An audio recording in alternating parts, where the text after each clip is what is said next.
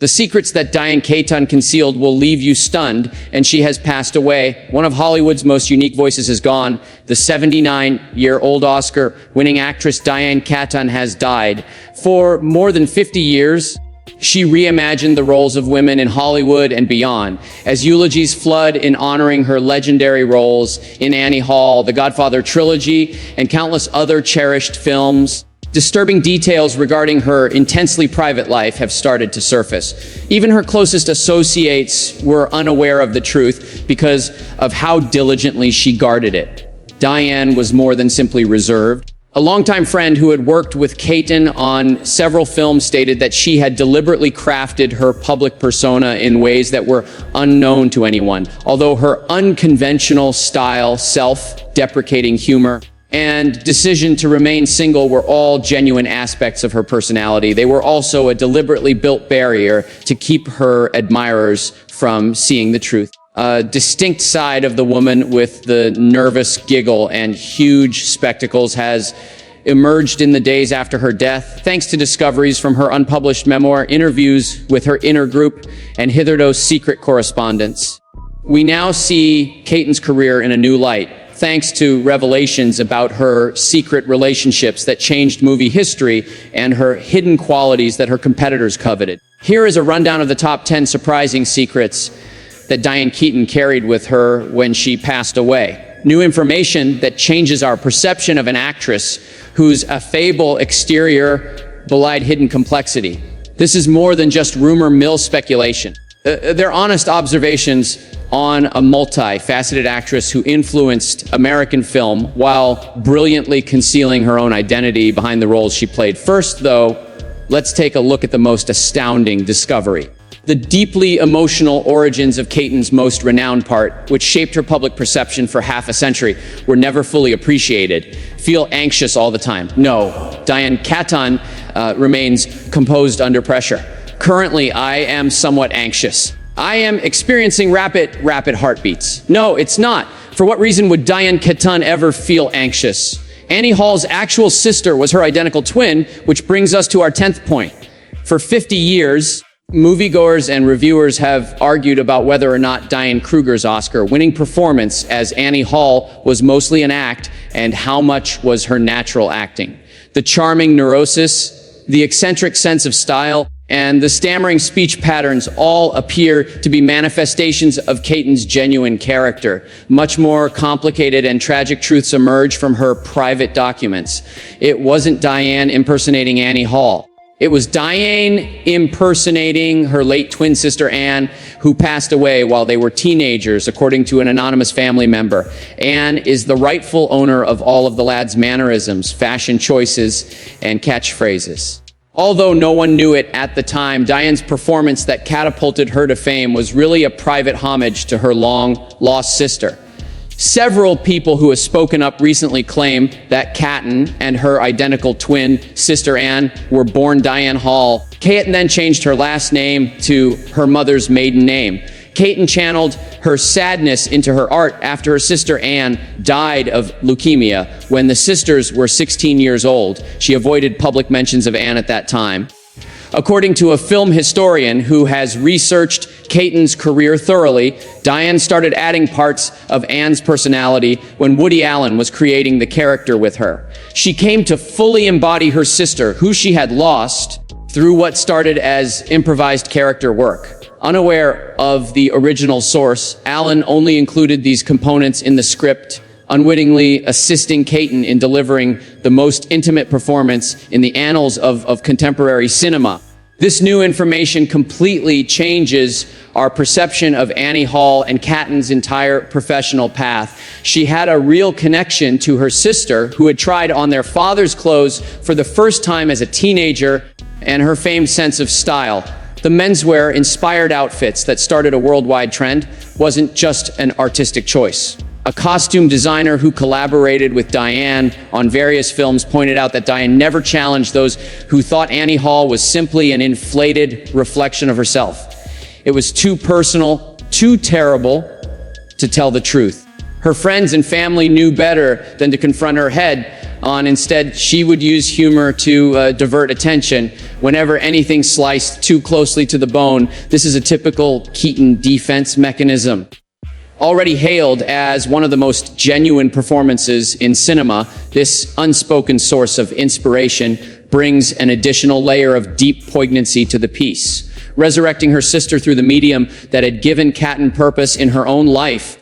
What seemed like Keaton just being herself was actually a complicated act of memory. Aside from the adorable young drummer girl, Sleeper was hilarious. Yeah, in a way, that's number 9. The Hollywood-altering secret romance involving Warren Beatty.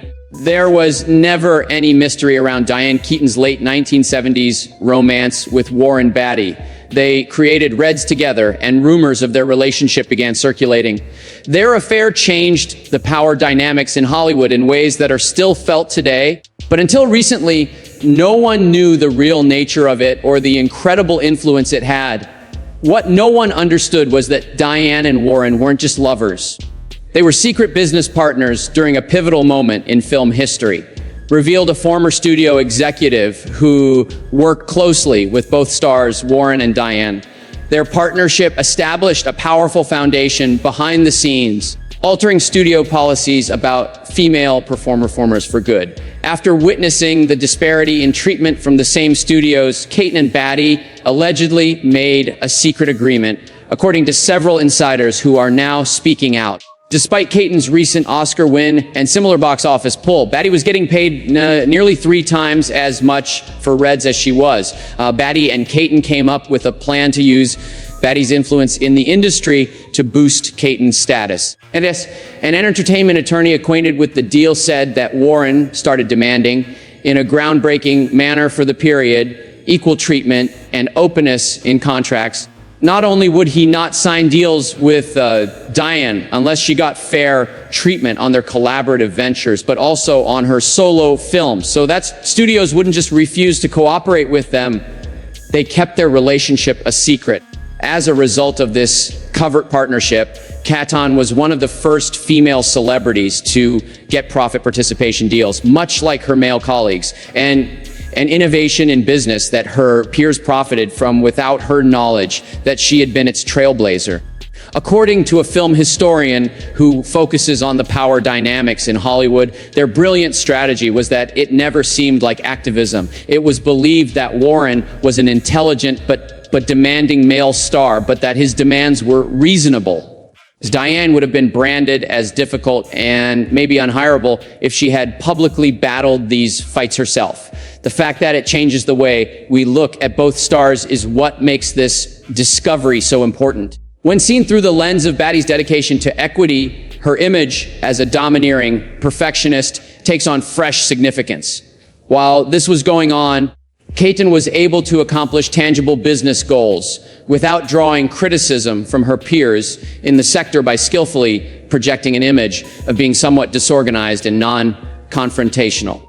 A modern female producer made the astute observation that they laid the groundwork for other women to quietly rise through the ranks of Hollywood's production company. Perhaps Diane's finest performance, which the public was never privy to, was her ability to appear non-threatening while obtaining groundbreaking deals. Excuse me, Madame Keaton, have you had a good night? It's okay with me. I am retreated to the safety of my banks. Yeah. 8th, her multi-million-dollar covered architectural portfolio. Her coffee table books and interviews about her home remodeling projects made Keaton's passion for architecture and design well documented. But what remained veiled was the breadth of her professional work in the industry. A covered side gig that was just as lucrative and creatively successful as her film career. Diane was more than simply someone who loved architecture. She was an actual architect who collaborated with her on several projects. She worked under a pseudonym on big projects. She established a distinct professional identity apart from her Hollywood persona by combining her mother's maiden name with her middle name. Several credible sources in the design community attest that while operating under this alias, Keaton created or collaborated on the design of more than a dozen noteworthy commercial and residential properties spread out across Southern California. Among these projects are numerous landmark structures that have been honored with esteemed architectural accolades. According to a lifelong acquaintance who was privy to Keaton's private and public lives, she maintained this job entirely apart from her public persona. For architectural meetings, she would dress more formally, put on a new pair of spectacles, and act more professionally. Diane Keaton was an actress, but many of her design clients had no idea. The scale and impact of this hidden portfolio, which is conservatively valued at more than $30 million, are comparable to her film accomplishments, even though they never met the architect. Critics in architectural digests and design magazines have lauded her groundbreaking work for a number of her projects. A biographer who was studying Keaton's life pointed out that what makes this revelation so shocking is that she ran two high-profile careers at the same time for decades without allowing them to become entangled. Even her closest friends in the film industry were unaware of the magnitude of her architectural accomplishments because of how well she compartmentalized these parts of her life. Keaton's resolve to have her design work evaluated independently of the distortion field that fame invariably produces led her to choose to keep these realms apart. Her unwavering dedication to providing honest feedback on her work, regardless of the consequences, reveals the fundamental honesty that guided her approach in both fields. According to a design associate who worked with Keaton for more than 10 years, the buildings were just as much her legacy as the films, but she prioritized their integrity over her ego. Given the choice between acclaim and anonymity, how many individuals would select the latter? Diane did that, making something lovely without having to put her name on it. A true artist, you are. As an artist, you're fantastic. Nothing will ever change my feelings for you or the memory of that day. Seventh, the reality of her connection to Al Pacino. For decades, Hollywood has speculated about Diane Keaton's on-again, off-again romance with Al Pacino while they were filming the Godfather trilogy. Kate only disclosed the real nature of their relationship and the reasons it ended in private correspondence that were made public after her death. The public was unaware of this fact. A close acquaintance of the actors from that time said that their relationship wasn't the carefree romance that the media made it out to be. They were secretly married twice, lived together for over 3 years, and were engaged twice. They weren't estranged due to a lack of affection. Something much more intricate was at play. Letters written by Keaton to her sister in the late 1980s reveal that the relationship began with Pacino's demand that she stop acting when she was married. This demand went against her very identity, but she gave it a lot of thought because of how deeply she felt for him. A co-worker who worked with both actors noted that Al had very traditional attitudes about family, which opposed his artistic character. He dreamed of a world where Diane could put her acting career on hold to start a family. It was an impossible decision for someone who had worked so hard to prove herself beyond her physical appearance. Still, she came very close. During the early 1980s, when Keaton was thought to be experiencing a slump in strong screenplays rather than a personal crisis regarding her future, she contemplated Pacino's ultimatum and turned down multiple important roles as revealed in the correspondence. The fact that her Oscar-winning performance in Reds coincided with her decision to prioritize her work above her love was something that no one seemed to grasp, as pointed out by a film historian. The performance's emotional depth, a woman caught between love and the need to assert her independence, was more than just acting, was thinking about the hardest choice she had ever had to make. Even after their romantic engagement ended, the letters show that Pacino and Keaton had a complicated relationship. According to a director who collaborated with both performers, the partnership they formed, with Pacino acting as a reliable advisor on projects and Keaton supporting him through private issues that were never revealed, was different from what they had originally planned. Less conventional, but ultimately more supportive of who they both genuinely were. Neither of them receives enough recognition for the emotional maturity it took to turn a broken romance into a lasting friendship. The revelation sheds new light on Keaton's career decisions in the 1980s and gives her portrayals of sacrifice and tough choices more dramatic perspective. No one ever imagined that the symbol of independence, the woman, had been more drawn to the traditional route. Hold on a second, you're behind the wheel. Will I be the one to drive? No, I'm sorry. Oh no, I've got a driving issue. Do you? Oh no, yeah. Her covert part in rescuing Woody Allen's career is number 6. Diane Keaton and Woody Allen's collaborative work in the 1970s was responsible for several critically acclaimed features, including Annie Hall and Manhattan. Until now, the crucial behind the scenes role that Keaton played in rescuing Allen's career when it was at its lowest point, an intervention that changed American film comedy, had stayed concealed. A producer who has worked on multiple Allen productions discussed the financial and critical struggles of Woody's early films prior to Annie Hall. The studios were about to write off Sleeper as too academic and niche after his underwhelming performance. To make Annie Hall more approachable without watering it down, Diane pushed for his vision and changed passages. Multiple people have come forward to say that studio execs were ready to shoe in the original script for Annie Hall, then called Anhedonia, after viewing early footage, since it was a lot more experimental, fragmentary, and inaccessible film. After seeing its potential and issues, Keaton began a flurry of last-minute revisions. According to a screenwriter who was aware with the script's early drafts, Diane was the one who brought Woody's intellectual comedy to a wider audience. She strengthened the film's emotional core, advocated for its romance aspects, and persuaded Woody to remove 40 minutes of philosophical asides that would have turned off audiences. It was at Keaton's request that this intervention remain undisclosed. She understood that Allen's artistic identity and capacity to maintain creative control were greatly impacted by his status as a solitary R. The career she was fighting to preserve would have been ruined if she had accepted public recognition for her efforts. A casting director who has worked with Woody on numerous Allen productions noted that she understood that his ego demanded that he be perceived as the lone creative force behind his films. She didn't try to change him, but rather helped him improve his work while he kept his image.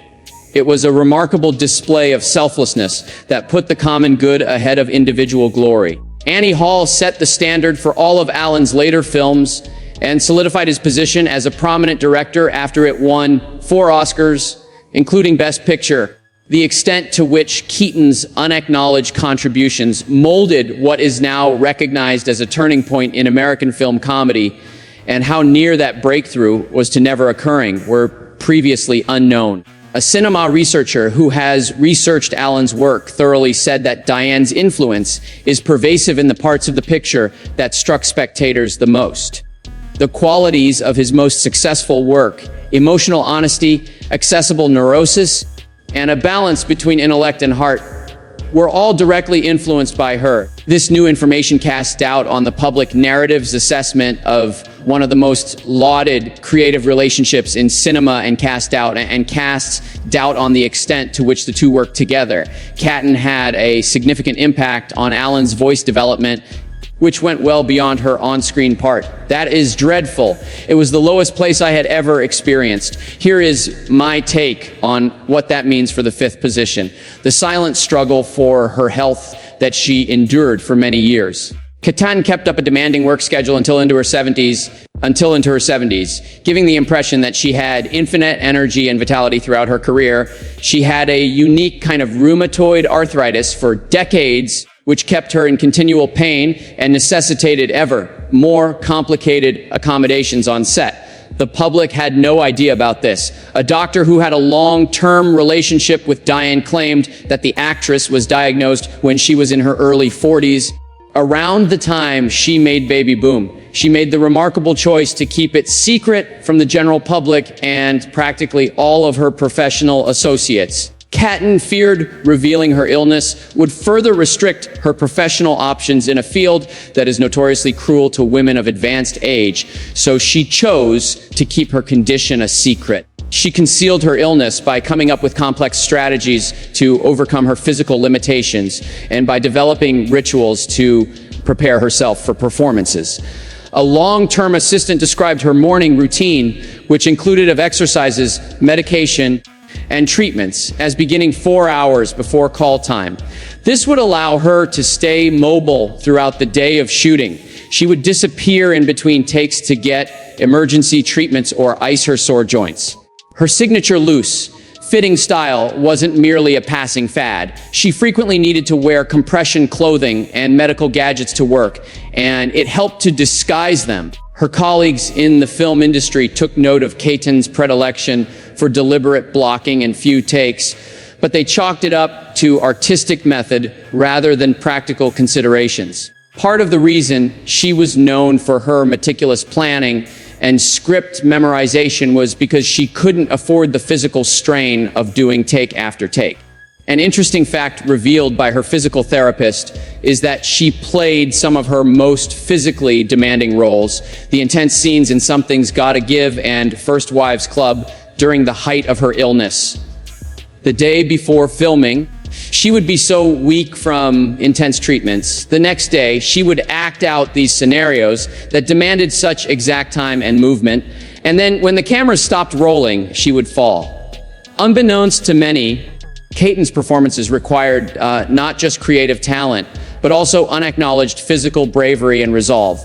This new information adds an exceptional dimension to her professional accomplishments. Her infamous silence on some topics related to becoming older is also clarified by this. She wasn't being boastful, rather, she was planning ahead, fully aware that her secret condition would magnify any criticism of her physical limitations. A filmmaker who collaborated with Keaton on numerous projects stated that she was never one to seek sympathy or preferential treatment. Most importantly, she always wanted people to enjoy her performances without thinking about her illness.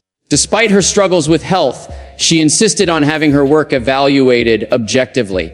This steadfast belief in being judged fairly with her contemporaries, even if she encountered challenges they did not, reveals a fundamental principle that governed Keaton's whole professional journey, a resolve to achieve or fall short solely via her own efforts without the benefit of justifications or commentary. I Was Going to Kiss You Privately. The fourth one, oh my. The long-kept family secret that influenced her professional path. Despite having relationships with several suitable men in Hollywood, Diane Keaton chose not to marry. This decision has been seen as a feminist statement about her desire for independence. That portrayal isn't totally inaccurate, but her private diaries, which were made public after her death, show a more nuanced motive stemming from a familial secret that she kept hidden from the public eye. There was nothing abstract or ideological about Diane's decision to remain single. According to a family friend who knew the whole story, it was her way of dealing with a traumatic event from her past that she never talked about publicly. Her father's unstable home life was a result of his untreated bipolar disease. Her perspective on commitment was greatly impacted by her personal experience with the ways in which mental illness can alter relationships. In the 1950s suburban America, when Keaton was a child, her father suffered from severely manic periods and crippling depressions, according to diary entries that span decades. These disorders were not well known and were almost impossible to cure. Even while things were becoming worse at home, her mother put up a show for everyone else. Observing Diane's detailed accounts of her mother's gradual engulfment in the burden of caring for her father's illness, a mental health expert examined the diaries with the family's consent. Growing up, she resolved that she would never let a relationship consume her to the point where she lost sight of who she was. In particular, Keaton's readiness to portray complicated, imperfect women instead of idealized love figures was influenced by this familial experience. Her performances stood out from the crowd because of the depth she derived from her grasp of psychological complexity. An expert on Keaton's career has noted that her portrayals of characters like Renata in Interiors and Kay in The Godfather have a direct correlation to her personal history. Her portrayal of strong, Vulnerable women overcoming insurmountable odds was based on personal experience that the general public was unaware of. According to Keaton's diaries, this background also played a role in her desire to adopt children in her later years. Home life needed to be steady and predictable, and she was hell-bent on making that happen.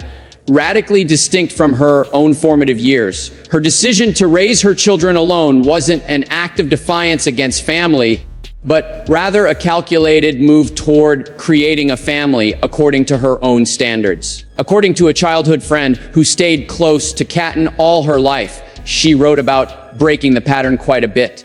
She thought that by learning about her father's untreated illness, she could make a healthier choice for her own children. She chose to be a single parent not because she valued autonomy, but rather so she could exert absolute control over her children and spare them the trauma she had endured.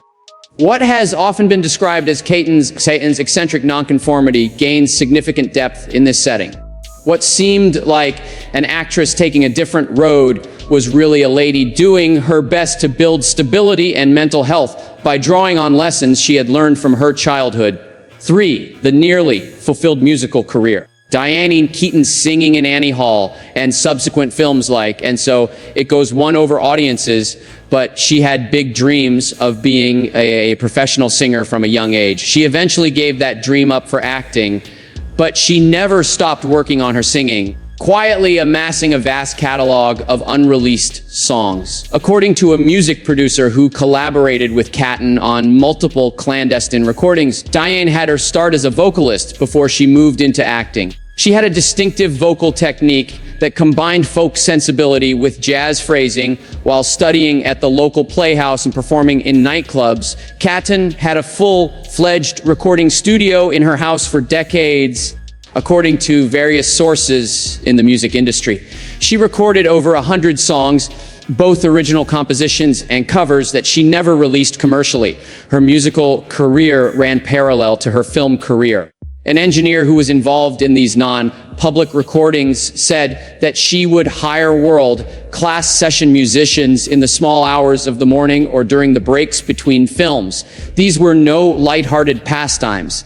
As she did with her acting, she tackled these recordings methodically and meticulously. An outstanding corpus of work has been produced.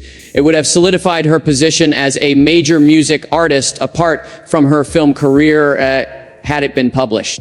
Complex considerations contributed to Keaton's decision to keep this musical composition hidden. She was afraid early on that people would write her off as just another actress who was using her star power to fund her music career. As the recordings progressed and got more autobiographical, she felt they were too vulnerable to release to the general public. The songs became a private emotional journal, remarked a musician who often worked with her. All the things she was cautious not to mention in interviews, relationships, professional setbacks, family problems, went through her mind. She was unable to express herself fully while working in Hollywood, but in these recordings, she did it nonetheless. Reports indicate that in her twilight years, Keaton started categorizing and remastering pieces from her private musical exploration spanning 5 decades in preparation for a possible posthumous release. A complete creative life coexisted with her public profession, and this collection, according to many who have heard excerpts, is revelatory and demonstrates a totally different aesthetic sensibility than her cinema work. According to a music historian who has listened to several of the albums, what's incredible isn't simply the high quality of the work, but also the self-control needed to keep up this degree of creative output while remaining anonymous. Everyone wants their creative effort to be recognized and appreciated. Diane worked for many years without anyone else but her close circle of partners seeing her creations. That exemplifies an uncommon honesty in the arts. This new information changes the way we see Keaton's creative life. It goes against what we thought we knew about her, that her public career was just a small part of her artistic expression, and that she purposefully kept some of her most intimate and successful works hidden from the people who thought they knew her. Truly, I am fan of you. truly. I am fond of you. I love you just the way you are, though. Second, the screenplay that studios turned down because they were too feminine. Diane Keaton directed a few films over her career, including Hanging Up and Unwrung Heroes. Her decades-long battle to have her most personal screenplay produced has finally come to light. Despite her star power and track record, studios rejected the project time and time again. Diane disclosed a producer who attempted to assist Keaton in having her screenplay, The White Room, written in the late 1980s, produced, read as one of the top unproduced scripts in Hollywood by industry insiders. It was a brutal look at female friendships through the years. In ways that genuinely unsettled executives, it was hilarious, tragic, and brutally honest about women's experiences.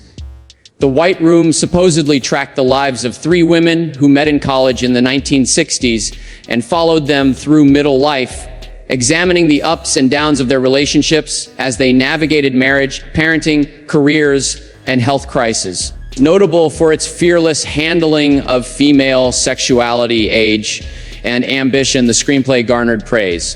An affiliated director said that studios repeatedly told them the film was too female-centric to appeal to a wide audience. Diane had offered to star opposite Meyer Street and Jessica Lange, who were already attached to the project, but this was turned down.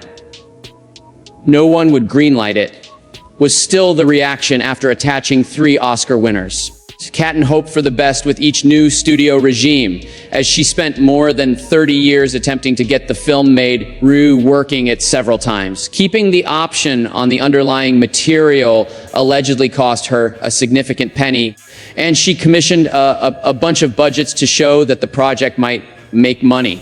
According to a close friend who was involved with the project, Diane's rejection was particularly heartbreaking because the screenplay was her most personal artistic statement. She relied from her personal experiences and insights to write about the importance of friendships for women in times of marital, professional, and health-related setbacks. It was the movie adaptation of her work that she was most enthusiastic about. Finally, as a final ironic turn, the project has been approached by various streaming platforms about developing it as a limited series. However, Keaton has insisted that it can only be made as a theatrical feature, which is a stand on artistic principle that has probably prevented it from ever being made the way she imagined it.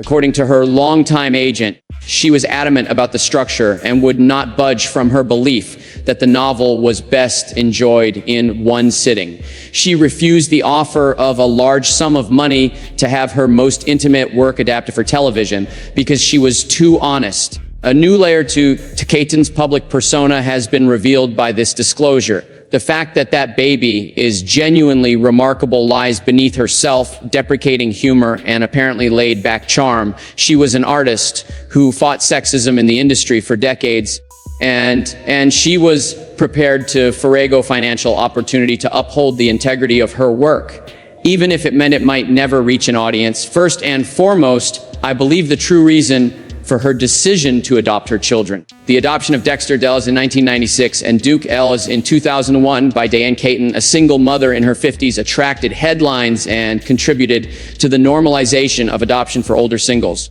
The very private path that ultimately resulted in this choice has remained hidden up until this point, an emotionally wrenching and intricate tale that deviates significantly from the public's simplistic version. A tragic and little-known miscarriage in Diane's early 40s set her on the road to parenting. Introduced Keaton to a trusted friend who was there for her during that time. Part of the reason her relationship ended was because her partner didn't want children.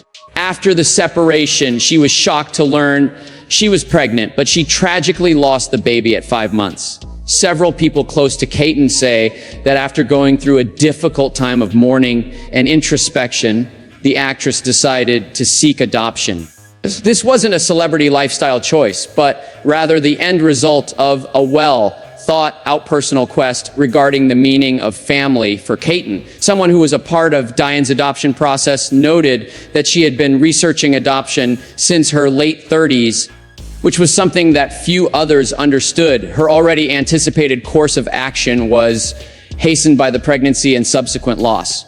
Before making a move, She contemplated for about 5 years, researching various adoption methods, talking to adult adopts about their stories, and checking in with herself to make sure she was ready.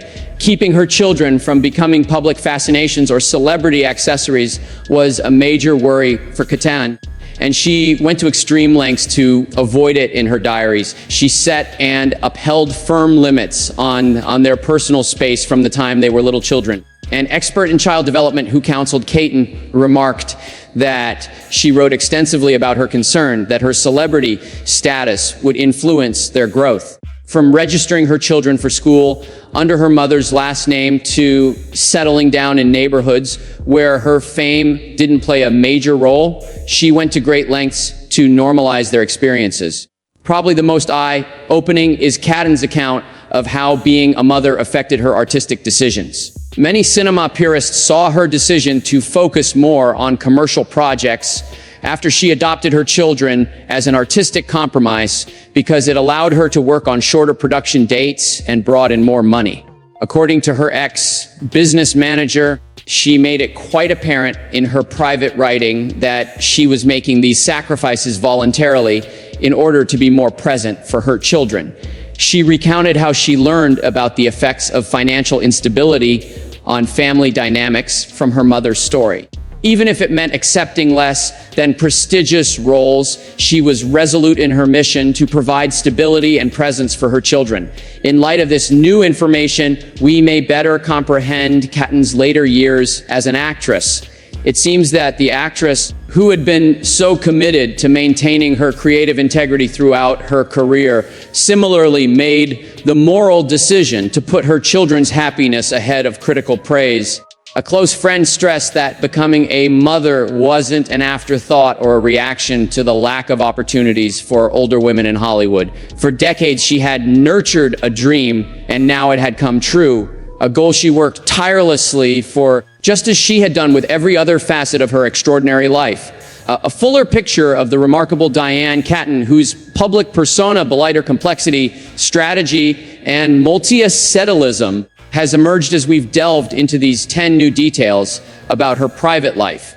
An intensely driven artist, hiding her true self from the public eye, lurked beneath the charming, self-deprecating exterior that captivated audiences for half a century. The extent to which these discoveries alter our perception of Keaton's work is what gives them their special significance. Not only was she an accomplished performer, but she also had a way with words. She conquered personal tragedy and physical obstacles without seeking accommodation or pity. She was an architectural designer whose buildings stand throughout California, a musical artist with an uncredited body of work, a creative collaborator who shaped legendary films without receiving credit, and a woman. That she managed to pull all this off while presenting herself in a genuine and open way is maybe the most astounding thing about her. She didn't invent the eccentric, anxious vibe that became her signature. It was sincere, yet it portrayed only a small part of a woman whose true colors went much beyond what the public could perceive. Even after learning about these lesser-known aspects of Keaton's life, her impact is still felt. It greatly enhances it. The woman who seemed to clumsily make her way through life was really doing it with remarkable clarity and purpose. In reality, the actress was making well-considered decisions based on experiences that few understood, even though she gave the impression of embracing her uniqueness. Diane Keaton's real brilliance lay not only in her acting chops, but also in her capacity to project an honest public persona while keeping private, sacred parts of her life intact. She established limits that allowed her authentic personality to shine through while also providing fans with an idol they could relate to and love, a remarkable feat in an industry that usually demands complete transparency from its stars. Her incredible career, which included an Oscar-winning performance in Annie Hall and a late career rebirth in films like Something's Gotta Give, is finally fully appreciated as we reflect on it. Playing strong, independent women who had to make tough decisions wasn't her only role. She was gracefully, humorously, and tenaciously embracing that fact. With her death, Diane Keaton wrote the last chapter in the life of one of Hollywood's most iconic figures. However, New information that has surfaced after her passing sheds light on the multifaceted genius concealed beneath her distinctive chuckle and big spectacles. What we thought we knew about Diane Keaton isn't diminished by these 10 mysteries. According to them, she was even more remarkable than we had previously thought. Even while she seemed to embrace eccentric individualism, the woman was actually making deliberate decisions based on her principles and experiences which few understood as she navigated life with clarity of purpose. While Keaton is most remembered for her roles in cinema, fashion, and popular culture, her extraordinary life outside of those roles is also worth remembering. She was a mother, architect, pianist, and writer whose talents went well beyond her stage performances. If you found this video illuminating and you'd like to see more like it that delve into the mysterious lives of famous Hollywood individuals like Diane Keaton, then subscribe to our channel. Please share your thoughts in the comments section regarding which of these facts about Diane Keaton most shocked you based on what you thought you know about her. We appreciate you following along as we delve into the work of an innovative artist whose true value is just now being realized. A multi-talented woman who gave us a lot on screen and had a full life outside of acting.